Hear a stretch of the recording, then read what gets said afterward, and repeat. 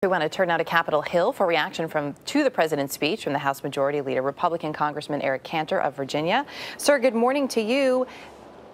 Good morning, Erica. There were clearly moments, as we were watching last night, that there were things the president said that Republicans reacted positively to. We saw some applause there. Is there anything that you heard last night from the president that you could get behind?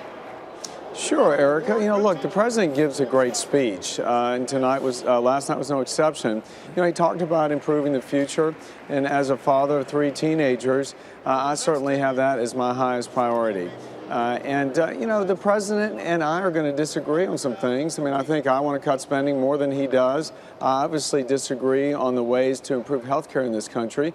But I did hear the president talk about some things that we can do to create jobs in this country, such as simplify the tax code, lower the corporate rate so we can get people back to work on these trade deals so we can create more jobs here at home. There are certainly some things we can work together on. Which for a lot of Americans at home, as they see this renewed pledge to civility and bipartisanship, probably is good to hear from both sides there are things you can work together on. Of course, the major issue at this point is the deficit. And to seriously cut that deficit, entitlement reform, it seems, would really need to be on the table. We're talking about Social Security and Medicare, which count for about 40% of federal spending. Yet neither the president nor Paul Ryan addressed that directly. Is this a conversation that everyone is simply too afraid to have?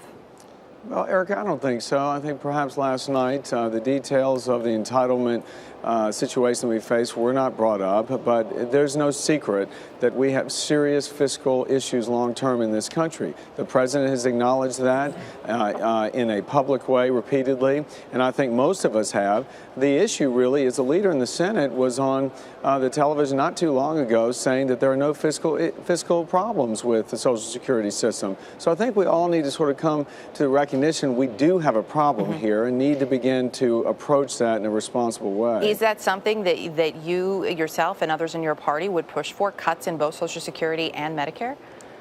Well, what I think that we really need to do is we need to look at things that we can do right away to slash spending. I think American families understand we're spending way too much money, much more money than we have, and in order for us to restrain that habit here in Washington, we're going to have to force the budget down. And beyond that, long term, absolutely, we want to work together.